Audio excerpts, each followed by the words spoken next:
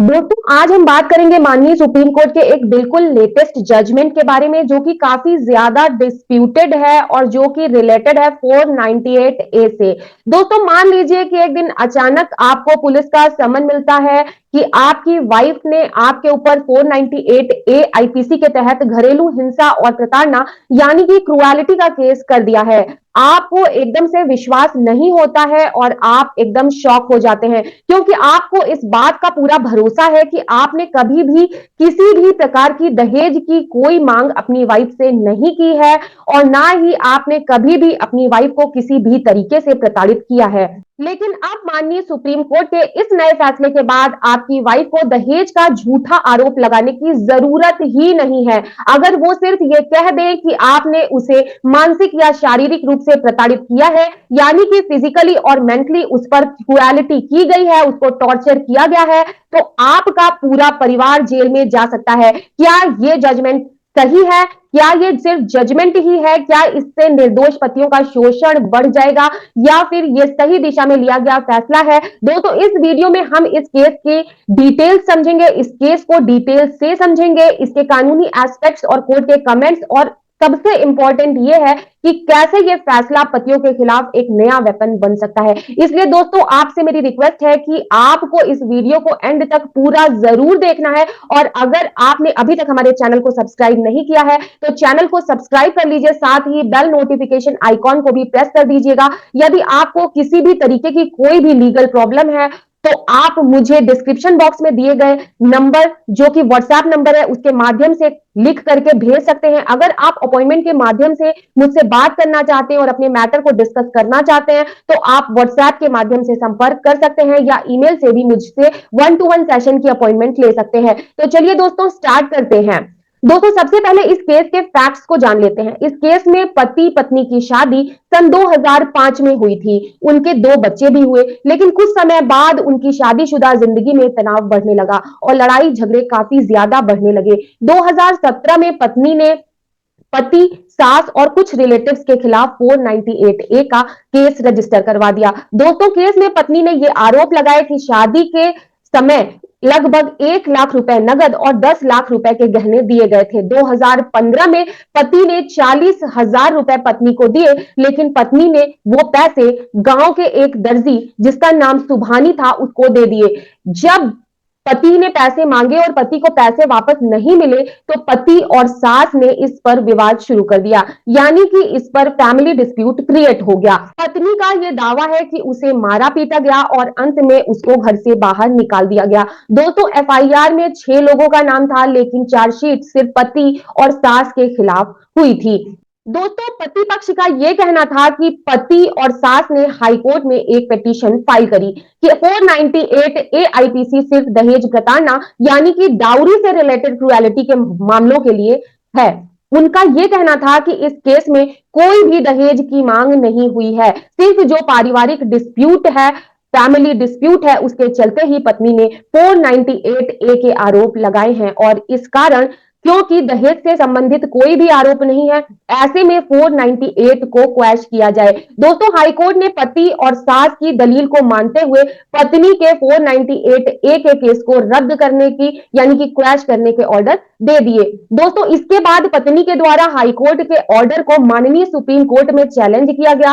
दोस्तों supreme court ने सबसे पहले तो यह ऑब्जर्व किया कि 498 ए आईपीसी का दायरा क्या है, उसका क्या स्कोप है। देखिए ये धारा उन पतियों और ससुराल वालों के खिलाफ लागू होती है जो कि पत्नी के साथ क्रुएलिटी करते हैं। और क्रूरता जो है वो 2 तरह की होती है, शारीरिक और मानसिक क्रूरता, यानी कि शारीरिक और मानसिक प्रताड़ना जो कि महिला को आत्महत्या करने या गंभीर चोट पहुंचाने के लिए मजबूर करे। और दूसरा है दहेज या अन्य अवैध मांगों के लिए उत्पीड़न करना। दोस्तों हम हाईकोर्ट के फैसले को अगर देखें तो हाईकोर्ट का कहना था कि अगर दहेज की मांग नहीं की गई है तो 498 ए आईपीसी लागू नहीं होगी। पति और सास के खिलाफ केस को रद्द कर दिया गया था। लेकिन माननीय सुप्रीम कोर्ट ने एक बहुत ही इंपॉर्टेंट ऑब्जर्वेशन दी कि 498 ए आईपीसी सिर्फ दहेज के मामलों तक सीमित नहीं है। अगर महिला को पत्नी को शारीरिक या मानसिक रूप से प्रताड़ित किया गया है, उस पर फिजिकली या मेंटली उसके साथ में क्रूएलिटी की गई है, तो ये अपने आप में अपराध है, भले ही पत्नी से दहेज की मांग की गई हो या ना की गई हो। माननीय सुप्रीम कोर्ट का कहना था कि 498 ए को नैरो पर्सपेक्टिव से नहीं पढ़ा जा सकता, यानी कि अगर पत्नी के साथ क्रूएलिटी हुई है, भले ही वो दहेज के लिए ना हुई हो, डाउरी के लिए ना हुई हो, लेकिन अगर क्रूएलिटी की गई है तो वो 498 ए के दायरे में आ सकती है। दोस्तों, इस तरीके से माननीय सुप्रीम कोर्ट ने हाई कोर्ट के फैसले को सेट असाइड कर दिया और पति और सास के खिलाफ 498 ए के केस को बहाल कर दिया, जारी रखने के आदेश दे दिए। दोस्तों, अब हम जानते हैं कि माननीय सुप्रीम कोर्ट का यह फैसला कैसे पतियों के खिलाफ हथियार बन सकता है और कैसे पत्नियां इसका और भी ज्यादा मिसयूज कर सकती हैं। दोस्तों, अब पत्नी को दहेज की मांग यानी कि डाउरी की डिमांड जो है वो किसी भी तरीके से साबित करने की जरूरत नहीं है। पहले पतियों के पास बचाव होता था, बचाव का एक आधार था, पति ये डिफेंस ले सकता था कि हमने दहेज की मांग नहीं की है, लेकिन अब ये बचाव खत्म हो गया है। पत्नी सिर्फ फिजिकल और मेंटल क्रूएलिटी का आरोप लगा करके केस कर सकती है, भले ही कोई ठोस सबूत हो या कोई ठोस सबूत ना हो। दोस्तों, इसका इंपैक्ट जो है वो ससुराल के जो बुजुर्ग व्यक्ति हैं उनके ऊपर भी पड़ सकता है। इस फैसले के बाद अब पति ही नहीं बल्कि सास, ससुर, नंद और अन्य जो रिश्तेदार होते हैं उनके ऊपर भी आरोप लगाया जा सकता है। ये कहा जा सकता है कि उन्होंने क्रूएलिटी की है। बुजुर्ग माता पिता भी झूठे मामलों में फंस सकते हैं और इन सबसे झूठे केसों की संख्या जो है वो बहुत ज्यादा बढ़ सकती है। पहले से ही 498 ए आईपीसी का दुरुपयोग काफी ज्यादा बढ़ गया है, लेकिन अब माननीय सुप्रीम कोर्ट के इस फैसले से झूठे आरोपों में, झूठे मामलों में और भी ज्यादा जो है वो बढ़त होगी और इस कानून का और भी ज्यादा मिसयूज होगा और केस और भी ज्यादा बढ़ जाएंगे। दोस्तों, माननीय सुप्रीम कोर्ट के इस फैसले में एक सवाल ये उठता है कि क्या ये फैसला पत्नियों की, महिलाओं की सुरक्षा के लिए जरूरी था या ये पति और उसके परिवार वालों के खिलाफ एक नया जाल है। जो सच में पीड़ित महिलाएं हैं, जिन पर वास्तव में क्रूएलिटी होती है, क्या उन्हें इससे कोई फायदा होगा? क्या अब हर फैमिली डिस्प्यूट जो कि पति पत्नी के बीच में होता है वो 498 ए के दायरे में नहीं आ जाएगा? क्या निर्दोष पति के लिए कोई डिफेंस बचा है? क्या ये जजमेंट सही है या इससे झूठे केसों को बढ़ावा मिलेगा? कमेंट करके आप अपनी राय कमेंट बॉक्स में जरूर दीजिएगा। दोस्तों, इस फैसले का भविष्य में क्या असर होगा इसे भी हम जान लेते हैं। देखिए, सबसे पहले पत्नी के पर्सपेक्टिव को देखते हैं। देखिए, पत्नियों के लिए अब यह साफ हो गया है कि अगर उसे ससुराल में शारीरिक या मानसिक प्रताड़ना झेलनी पड़ती है तो 498 ए के तहत पत्नी को न्याय मिल सकता है, भले ही दहेज की यानी कि डावरी की डिमांड ना की गई हो। 498 ए को सिर्फ दहेज कानून समझने की गलती नहीं करनी चाहिए। और दूसरी तरफ अगर हम पति के पर्सपेक्टिव को देखें तो अगर कोई झूठा केस होता है तो यह साबित करना जरूरी होगा कि एक्चुअली में किसी भी तरीके की कोई भी क्रूएलिटी नहीं की गई है।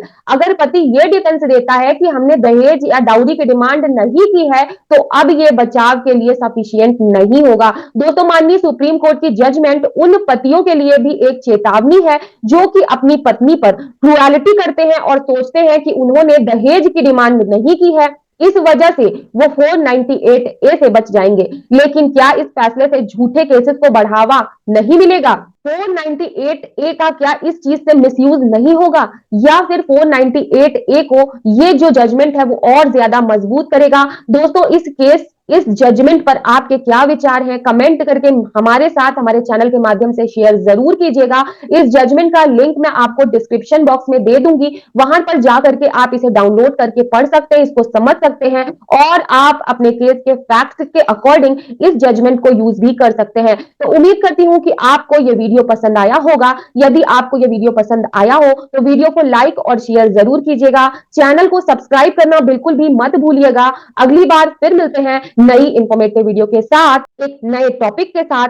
तो तब तक के लिए नमस्कार, जय हिंद।